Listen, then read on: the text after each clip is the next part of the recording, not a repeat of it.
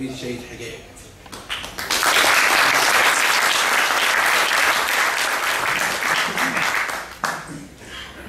مساء الفل، مساء الحق والخير والجمال، ونلتقي دائما على عشق هذا الوطن الذي نحلم به حرا مستنيرا يعدل بين أبنائه وبناته.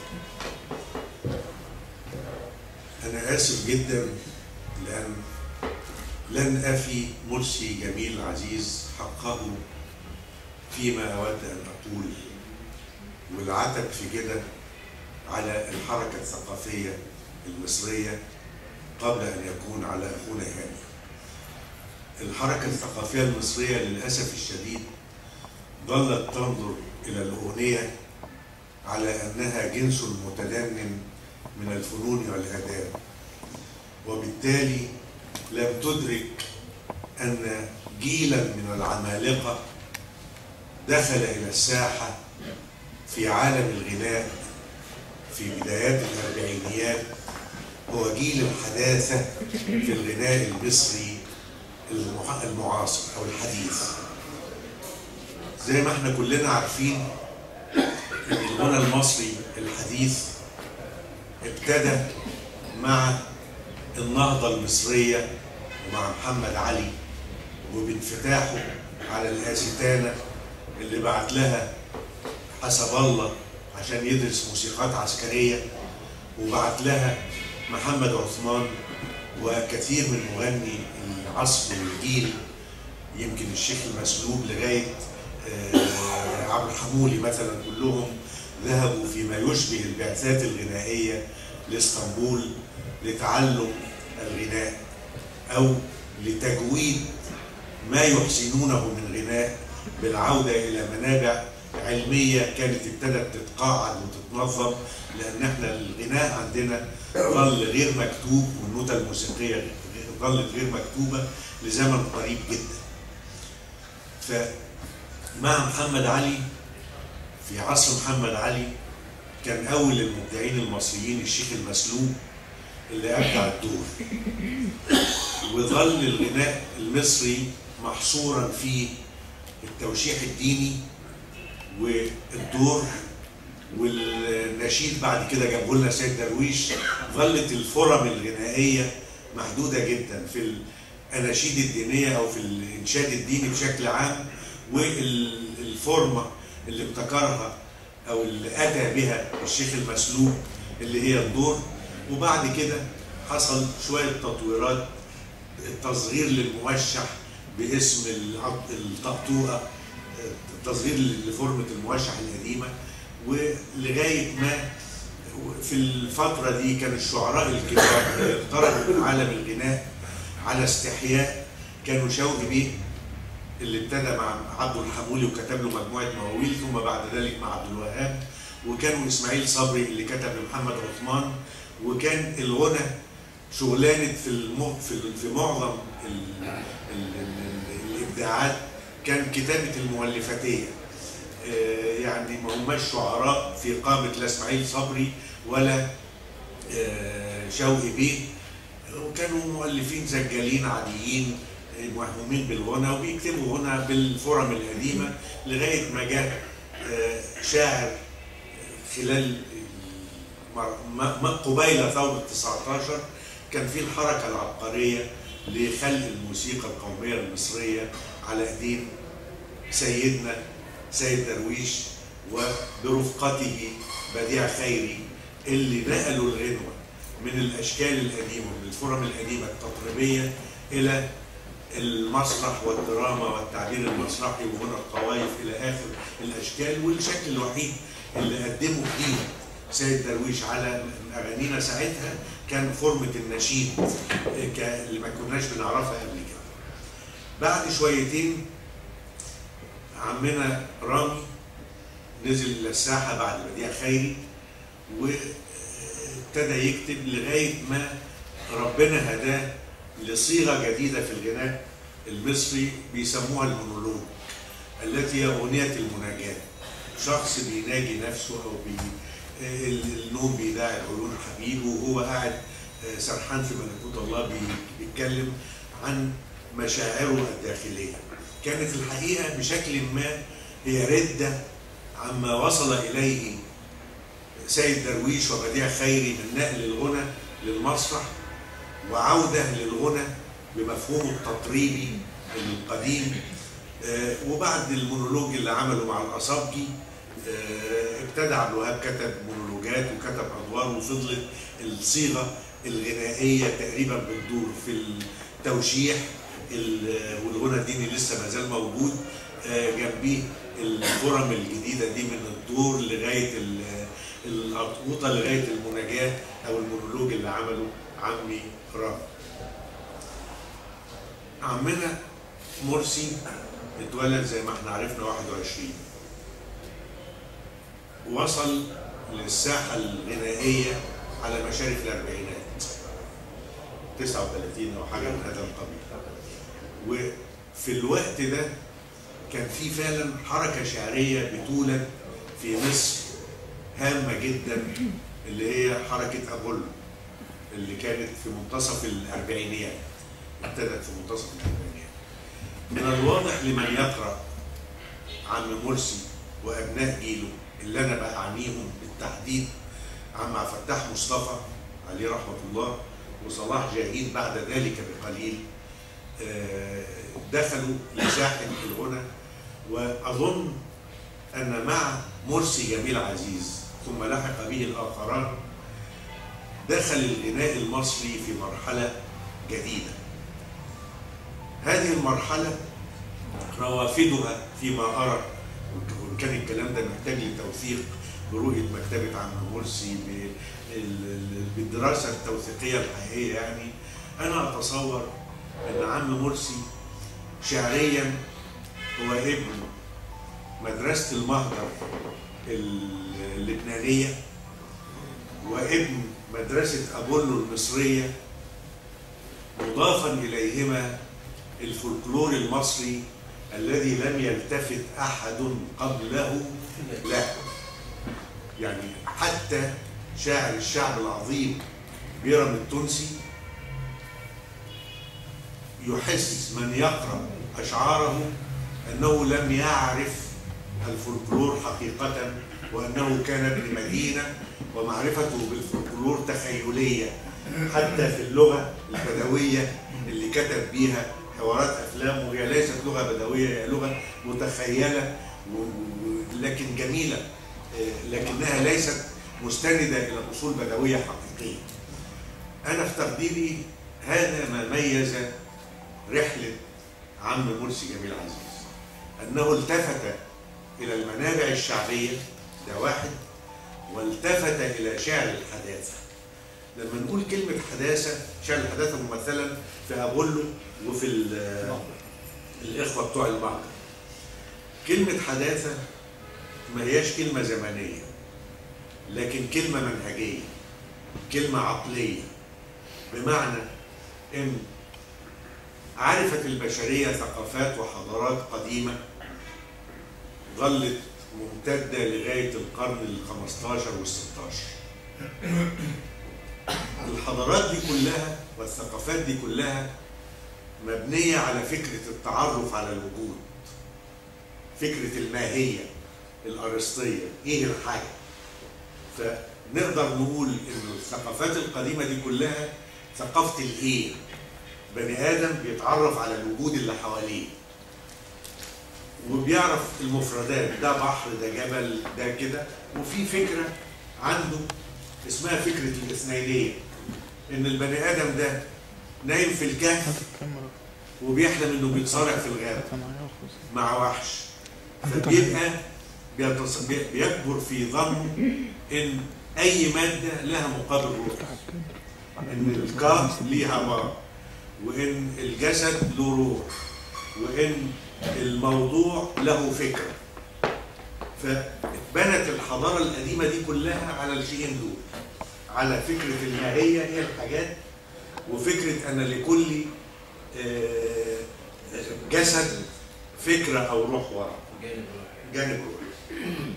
وبالتالي اتأسست الحياة على المفهومين دول وكانت الفنون جميعا فنون محاكاة في التصوير وفي الشعر وفي كل الفنون، هي محاولة محاكاة. والشيء العبقري اللي وصلته الثقافات القديمة دي للبشرية إن هي جسدت معارفها في مجموعات من الأساطير الجامعة. عندنا في مصر أسطورة إيزيس وأوزوريس هي مفتاح الحياة بالنسبة للمصريين، هي فهم المصريين لنفسهم للفيضان لدورة الزراعة إلى آخره، مجسدة في أسطورة إيزيس وأوزوريس اللي هي الصراع بين أوزوريس إله الخصب وست إله الصحراء.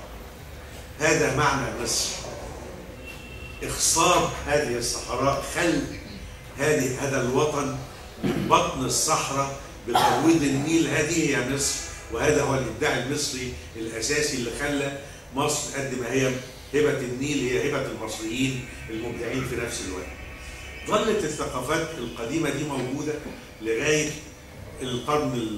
أواخر القرن ال15 وأوائل ال16، وكنا زينا زي الغرب، كلنا بنعرف نفس الحاجة بنفس الطريقة بنفس المنهج المعرفي.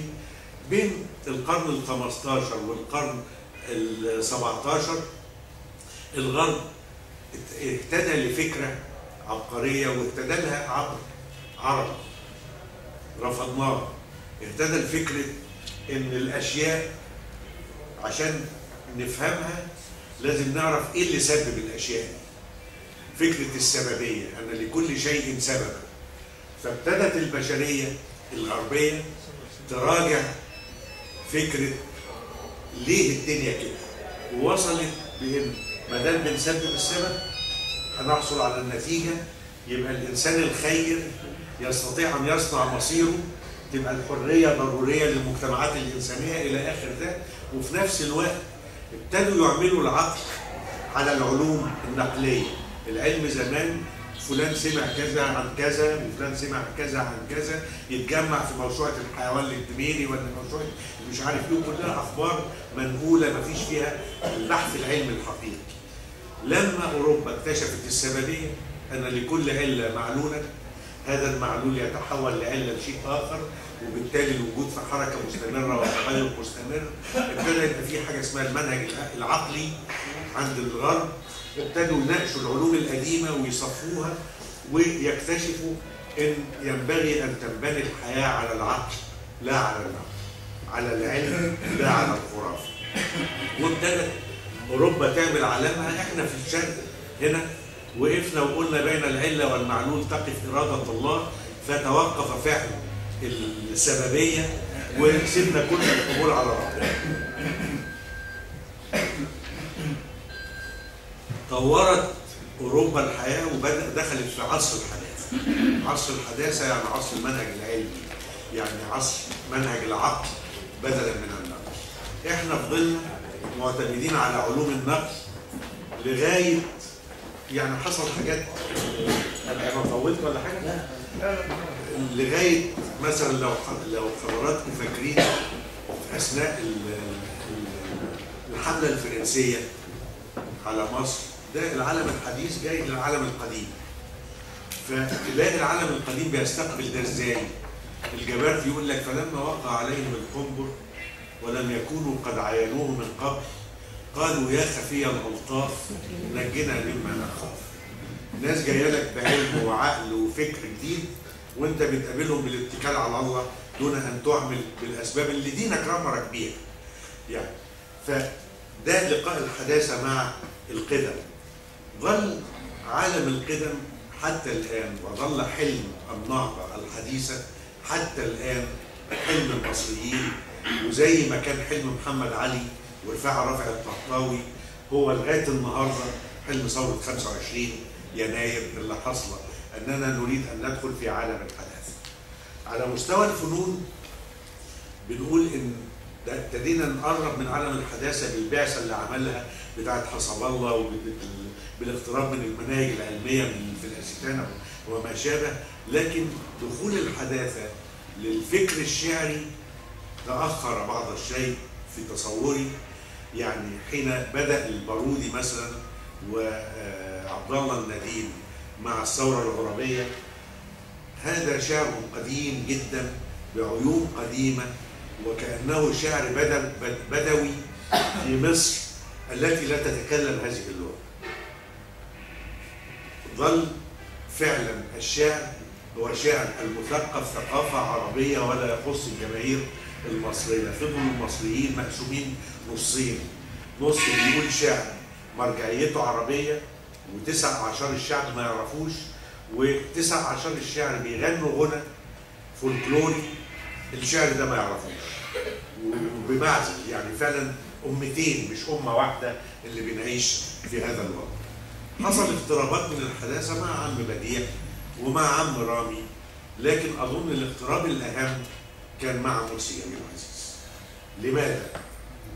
في الثقافة القديمة وفي الشعر القديم موقع الشاعر من الوجود ومن القصيدة، شاعر واقف في مواجهة الوجود بيوصفه، بيتأمله، بيتغزل، يهجو إلى آخره، لكن هو في مواجهة الوجود وبيحاول يرصد اللي قدامه. في الحداثة الشعر اتنقل زي ما قلنا في الفنون من المحاكاة للنفس الإنسانية. بقى الفنون كلها ما بتدورش على المحاكاة، لكن بتحاول ترصد واقع الواقع على المشاعر بتاعت الإنسان، والفنان بيشوف الواقع ده ازاي. يعني بيرصد التجربة الشعورية للفنان مش وصف الفنان للواقع. ده ابتدى عندنا في تصوري مع أحمد بيه شوقي، وللأسف كثيرين من الشعراء، وأحمد بيه شوقي من وجهة نظري أحد أصحاب المشروعات الكبرى في ثقافتنا، يعني أحد المؤسسين الحقيقيين للثقافة الحديثة في مصر، لأنه أدرك أن الشعر ينبغي ألا يخاطب المتفاصحين فقط، لكن ينبغي أن يخاطب البشر العاديين، فكتب شعر بالعامية. وأدرك أن الشعر ينبغي أن ينتقل من مرحلة الغنائية اللي هي صفة أساسية في الشعر العربي إلى منطقة الدرامية، فانتقل بالشعر إلى المسرح. واكب هذا من ناحية تانية عم سيد درويش ومحمد تيمور وبديع فؤاد. لكن تجربة شوقي مهمة جدا على مستوى الشعر. أظن أن الوريث الحقيقي لمشروع شوقي في إنه يخلق ثقافة وطنية مستندة إلى الجماهير كان عم مرسي جميل عزيز، حين التفت إلى ضرورة المرجعية الشعرية العربية متمثلة عنده في شعر الحداثة المهجري من ناحية، والالتفات للفولكلور المصري وللنفس الدرامي الذي يغمر الأغنية. هنلاقي نماذج كتيرة قوي، غالبا عم حمدي هيسمعنا نماذج مثلا من استناده للأغاني الفولكلورية في غنوة شهيرة جدا يا ما خلد يا ما صور، غنوة بدوي شهيرة جدا له. هنلاقي مثلا تعامله مع الغنوة، الغنوة عنده موقف درامي، ما هياش برغم انه كتب اغنيات وصفيه لكن مش ده تميزه، يعني ده موجود عند الشعراء كتير في زمنه، لكن تميزه بنيه الغنوه عنده ابتدت تختلف. هنلاقيه فعلا بنيه دراميه 100%، واخد داخل فيها عشقه للدراما، دراسته في السيناريو اللي عملها وهو على كبر، عشقه للسيما. هتلاقي مثلا الغنوة تبتدي عنده ازاي؟ غنوة زي مثلا فات الميعاد، قبل فات الميعاد في يوم في شهر في سنة مثلا. في يوم في شهر في سنة في الدراما معروف ان بنبتدي الدراما بالسيتنج، ان احنا بنعمل الفرشة الدرامية الشخصيات والمكان والعقدة اللي هتتولد ونبتدي نفرش لها. فتلاقيه يقول ايه؟ مقولة تجريدية جدا وتقريرية، في يوم في شهر في سنة تهدى الجراح وتنام. ادي اللوكيشن. من البيت التاني على طول يروح بقى هو جزء من المشهد الشعري، وعمر جرحي انا اطول من الايام، ونخش في الموقف اللي هو فيه في غناء عذب جدا لا تفقده دراميته غنائيته ولا تطغى غنائيته على المحتوى الدرامي اللي هو بيقوله. هتلاقي معظم أغانيه الكبيرة فيها دي، فيها إنه بيعمل الفرشة الدرامية ثم يبني عليها الموقف الدرامي ثم يتدخل راصدا التفاصيل الصغيرة. راح راح راح خد قلبه وراح، بقينا في المشكلة من أول لحظة. عمل الوقفة الدرامية وأنا فين والآخر فين، رسم دراما من كل أغانيه. الله فات الميعاد وبقينا بعض، ادي قال لك الموقف وبعدين يبتدي يحلل في الموقف عبر الكوبليهات المختلفة. فأظن أن العبقرية الحقيقية للأغنية العربية الحديثة هي يعني أو آخر جواهر العبقرية المصرية، تاج العبقرية المصرية، آخر الجواهر العظمى كانت هي مرسي جميل عزيز بالطرق المختلفة التي شقها للغناء، بأنه انتقل به من القدم للحداثة، من المحدودية الثقافية للشيوع الفولكلوري، من حتى أول غنوة اشتهرت شباك حبيبي يا خشب الورد، يعني تحس على طول هذه الغنوة استحالة أن تصدر عن أحمد بيه شوقي، دي ده تصدر عن لا مؤاخذة يعني ابن بلد مصري صايع داير في حواليها وفعلا يعني عايش مع الناس وحاسسهم وشايفهم وعارف الصنايعية ومقرب منهم وفاهم لغتهم ومدارهم. أظن يعني هذه هي الإضافة العبقرية اللي أضافها مرسي، أنه صنع الأغنية الحديثة في مجالات مختلفة بنفس البنية اللي بتعتمد على حس غنائي متفجر أثراه قراءته اللي أنا واثق إنها كانت عميقة جدا لشعراء المهجر وأبولو. وأظن ده يخلينا نلتفت لحاجة مهمة جدا، أن مرسي وصلاح أبو صابون الذي هو مؤسس الحداثة في القصيدة المصرية الحديثة هو أيضا ابن الزقازيق ورفيق صبا مرسي جميل عزيز، وكلاهما بدأ شاعرا بالفصحى ثم استقر، وكلاهما بدأ شاعرا يكتب الأغنية بالفصحى، يعني لقاء مثلا. فأظن أن مشروعهما الشعري كان واحدا، أحدهما انصرف إلى الشعر الخالص بعد ذلك والآخر وصلتنا أشعاره عبر الغناء. أرجو أن يتسع صدر المثقفين الجايين وخصوصا بعد ثورة 25 يناير أن يدركوا آباء نهضتنا الحقيقية وأن يقدموا لنا دراسات أكثر تعمقا من هذه الملاحظات العابرة التي قلتها عن عم مرسي جميل عزيز.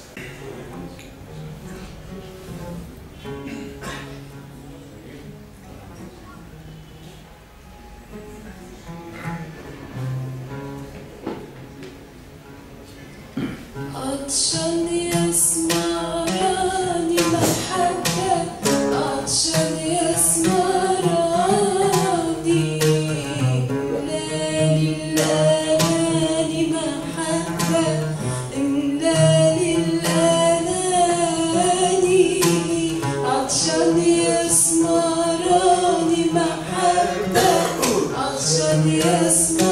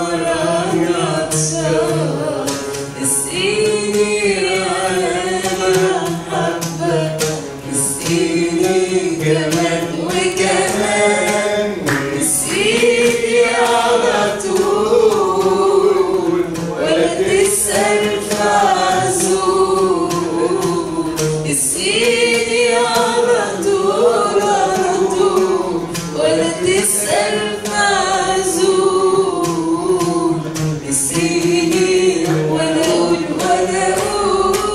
تاني يا اسمراني تاني يا اسمراني يا اسمراني يا ميدي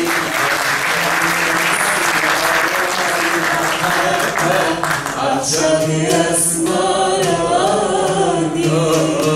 املاني الأمان محبة املاني الأناني أنين يا اسمراني أنين يا اسمراني يا اسمراني